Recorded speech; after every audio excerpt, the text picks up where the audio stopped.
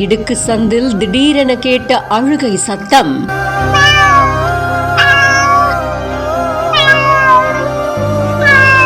ஓடி வந்து பார்த்த இளைஞருக்கு காத்திருந்த பேரதிர்ச்சி.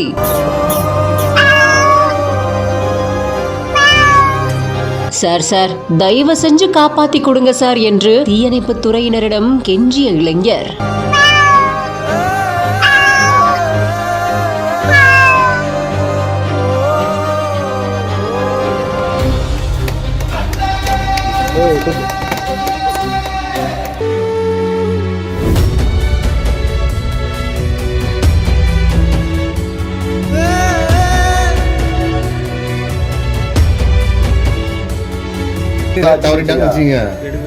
உங்களுக்கு தான் பிரச்சனை. இந்த வீடு 2-3 வீடு இருக்கு இல்லையா, 3 பேருக்கும் பிரச்சனை. தம்பி நம்ம வீடு மட்டும் கிடையாது, இதெல்லாம் நீங்க சொல்லுங்க.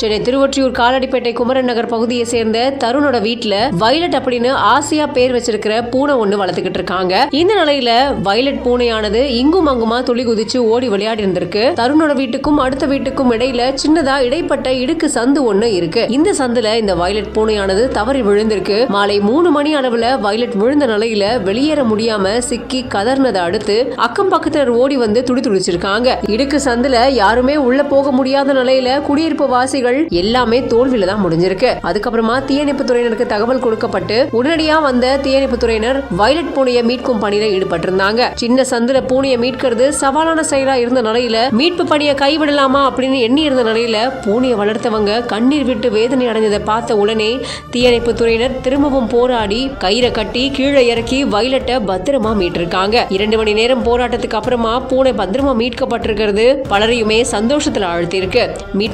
மீட்ட தீயணைப்பு துறையினருக்கு அந்த பகுதி மக்கள் பாராட்டுகளையும் வாழ்த்துக்களையும் குவிச்சிருக்காங்க. இந்த செய்தி பத்தின உங்களோட கருத்துக்களை கமெண்ட் செக்ஷன்ல பதிவு செய்யுங்க. மேலும் பல செய்திகளுக்கு பிஹைண்ட் நியூஸை ஃபாலோ பண்ணிக்கோங்க.